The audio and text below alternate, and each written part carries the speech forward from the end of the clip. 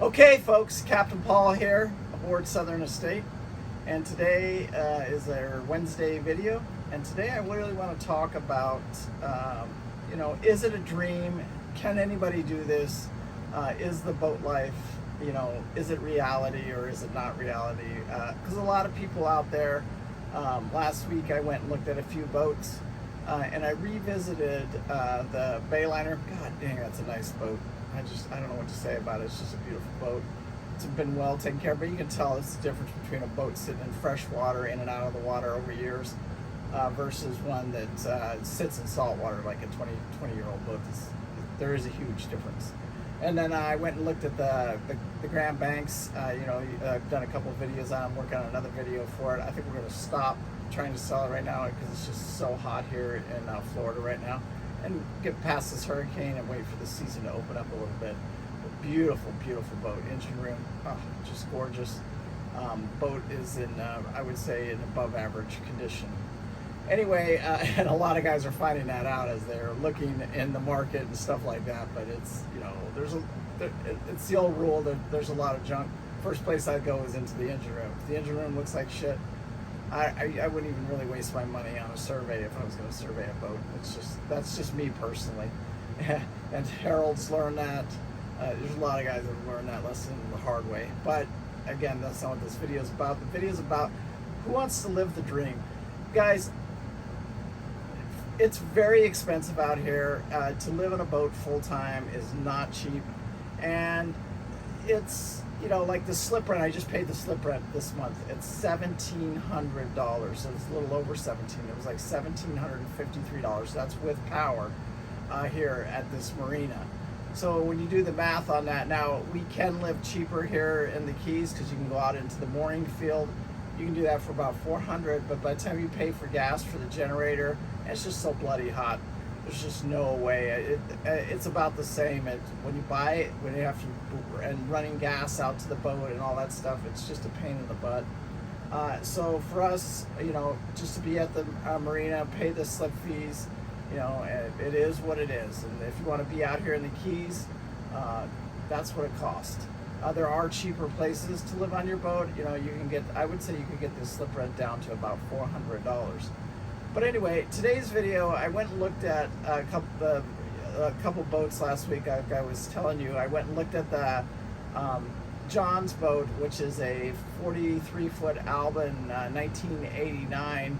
And, just a real follower of the channel, and we got to meet him a few times. He's come out to the boat last time with Fort Myers, and it was so awesome seeing him. But I really want to kind of dedicate this video to him because here's a guy that bought a boat in the hype of the COVID thing.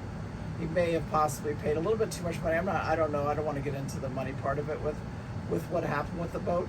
But he's now in a life situation where, boating isn't so important to him. It's now he just wants to be able to walk again. And what happened was he came out to the boat when we were leaving Fort Myers, and we had a wonderful day with him. He was in a great mood, great shape. He was talking about his boat and how he's getting ready for the Great Loop. And then in May, he had a heart attack, then an open heart surgery, then a stroke. Anyway, he's been in the hospital since May, June, until like July. So he's been in the hospital for like 3 months.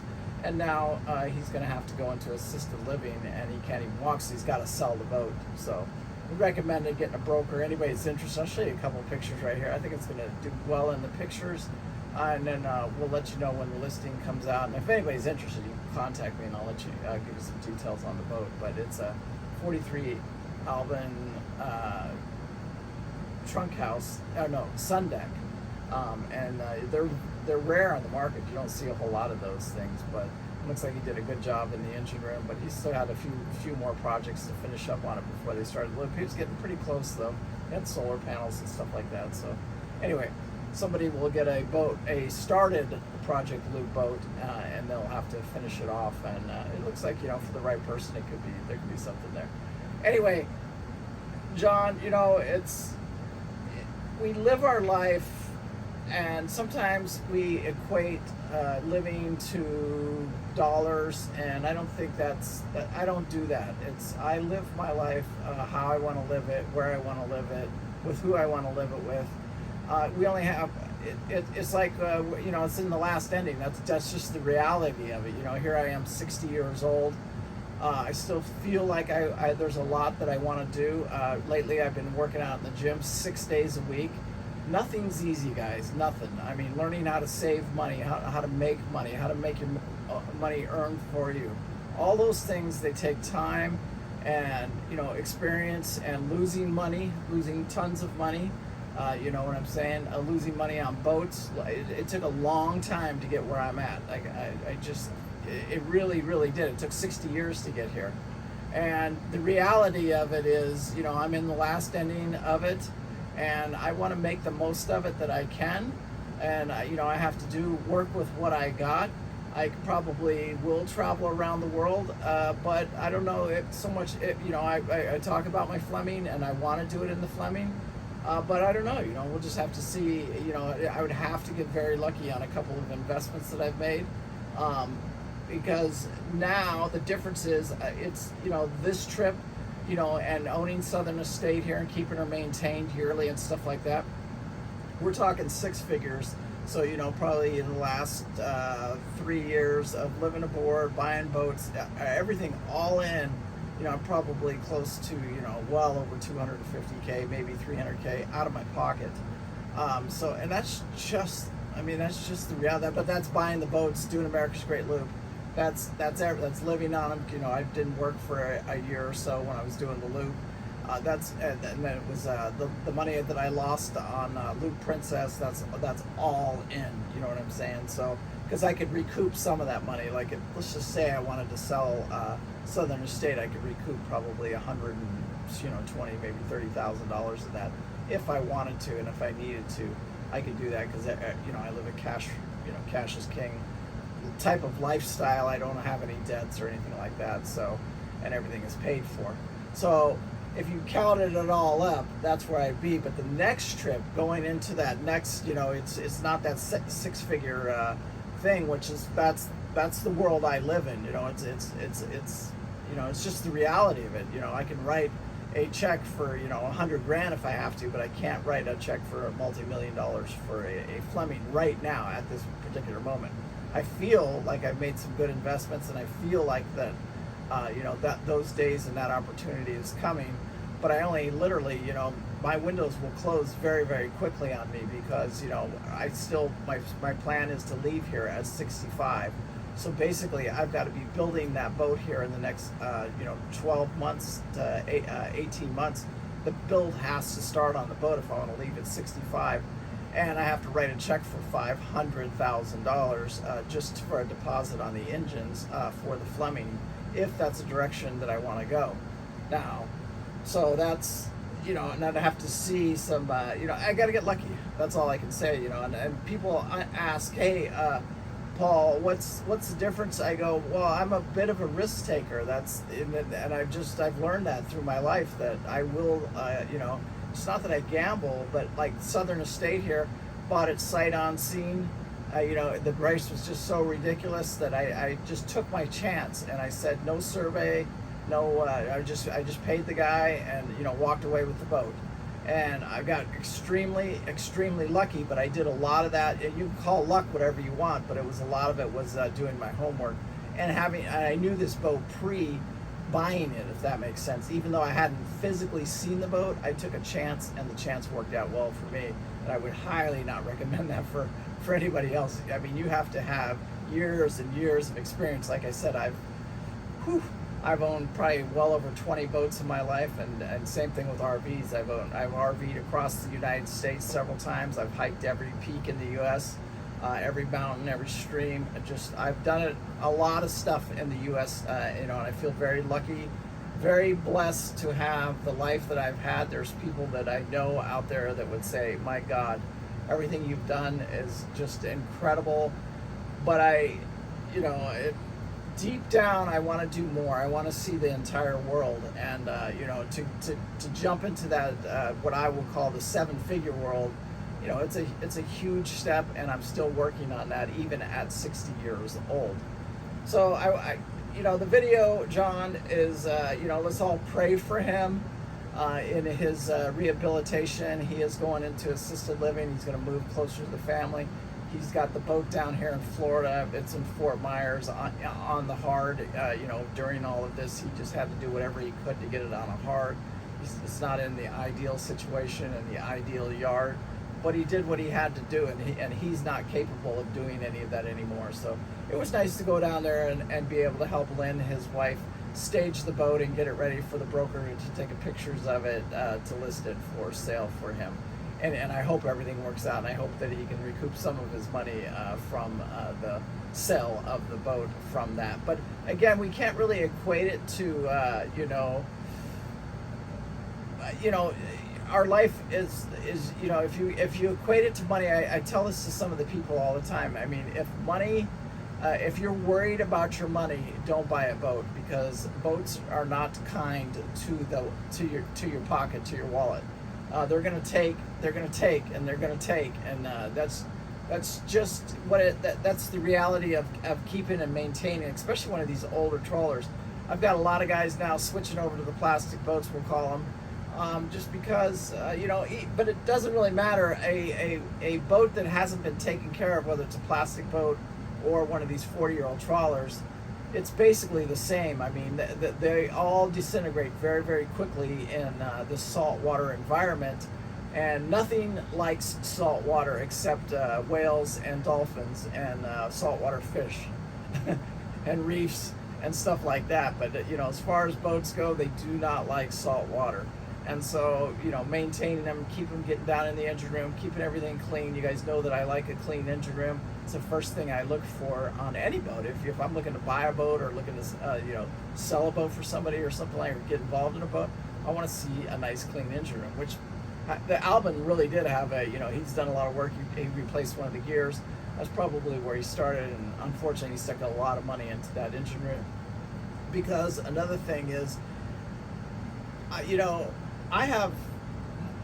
if I was to bleed out, I would bleed salt water, because I love the life. I am the true Salt Life guy, you know what I'm saying? I just love it. I'm not a fisherman, I never have been.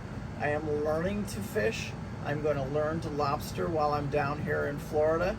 But, you know, it was something that I love. It's a passion of mine. It's, you know, it is who I am, and I'm not going to give it up right now. I'm not ready to give it up. I figure if I can make it from now till 70, these are like the prime of my life. If things don't work out and my Fleming does not work out, I'll just go to a backup plan. I just, you know, I'll build a 65-foot boat, you know, and I don't have to start on that for another 2.5 years to 3 years, because it'll take about a year to build it. And I'll pick out, you know, a $500,000 trawler, you know, probably a single engine trawler that is capable of making the world, and then spend a year getting it ready to do the trip around the world. And I'll have to do it in a slow boat. That's not what I want to do, but if that's what I have to do, and you know, and the passion's still there, and I want to do it, that's what I'm gonna do. I mean, it's just. The situation changes. Just like when I started America's Great Loop, I started it in you know, Loop Princess, which was a 35-foot trawler, you know, sun deck, perfect loop boat. And then this boat came available as I was leaving on the loop, and an opportunity and a place to pick it up, and all that got worked out. And so the logistics of it, so 1/3 of the way through the loop, yeah, it's about 1/3 of the way through the loop, I switched boats and jumped onto this boat after spending well over, you know, getting close to $100K on a $35,000 trawler that I bought, and then jumping on this boat. You know, it was a lot. It was you know, it was asking a lot from everybody, but we got it done, and you know, I'm very, very happy with Southern Estate. And so life goes on. The reason I can't keep Southern Estate into the next phase of traveling is it doesn't have the fuel capacity. You really got to get into that 65-foot boat, get some fuel capacity to be able to do it. And I'm not a sailboater. I'm not a blowboater. I am a power boater. So also, I've had a few questions about, you know, do I like the plastic boats? Absolutely. You know, like the Nordics. You know, one of my favorite boats. I just love those Nordic tugs. Anybody that needs help with on Beneteaus, all of them. I mean, you pay for what you get. If you want to just go do America's Great Loop, the main ship, the 39, the 400 main ship, 4300 main ship, those are great boats to go do the loop on. I think the 43 you could do the Bahamas in, and I've seen the 3900s out there in the Bahamas. Are they good offshore boats? No, probably not. But they make great loop boats for those that can, I wouldn't, the big tall guys, you're not going to get into one of those 3900 main ships. If you're over 6 foot tall, you need to be looking at a different boat. And unfortunately, that's just that's the truth. I've seen it happen too many times. That front bedroom is just a little bit small in those. But anyway, I think that life is very short. I think it is the most precious thing that we have. It is in the end, it's time, and the time that we spend with the people that we spend it with. It is the most precious commodity that we have.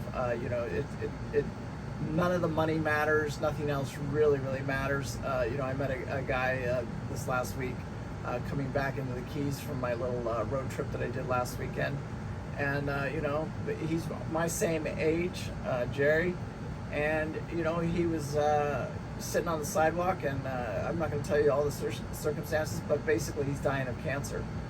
He was coming from a chemo treatment, and he just needed a quick ride into not far from where I lived here, so I was happy to help him out. And he sent me a nice message for that. But he understands it. He gets it. We were talking, and we both had the same views. We were both born in 1960, and how we were busked and all that stuff. And just growing up into this generation, and it's funny how we see things the same. It was very very cool to talk to somebody that had the same views. Grew up in a different state, because you guys know that I'm from Las Vegas, and he was from down here in the Florida area. So anyway, peace out. You got any questions? You need any help? You guys are anybody out there looking for a boat? Anybody wants to sell their boat? I'm happy to look at them here. I'm not a Florida broker yet. I'm working on that still. It just seems like I'd never have time to do what it requires to become that Florida broker, and I stay very busy. But even if you have a boat down here, I'm happy to, especially if it's close to me, I'll come take a look at it and give you my opinion of what you might be able to sell it for in this market right here, because the market is very tricky. It's still the same market that it always has been. The junk will stay junk, and it'll just stay on the sidelines. And the good boats sell fairly quickly. And when I say fairly quickly, if anybody's looking at a boat and it's been listed for over 6 months, it takes about 90 days to get one in the system, and then you got buyers, and they go in and out of deals and stuff like that. So it really takes about that 6 months. Anything after that, it's overpriced or it's junk if it's still on the market. It's just. Anything less than that, they usually sell. So you won't see like the Ocean Alexander that I had somebody looking at down in Jacksonville, with the brand new paint job under $200K. There's no way it's not going to stay on the market for very long. It just can't, because there's not a lot of good used inventory in the market. Even today, you see a lot of stuff coming on the market right now. But it's the same market. It hasn't changed really. It's the junk is the junk, and the good stuff sells very quickly. Anyway, again, if you need any help, thank you. Peace out. Remember, live life with no regret. I do. Thank you guys so much. I do appreciate it. Bye.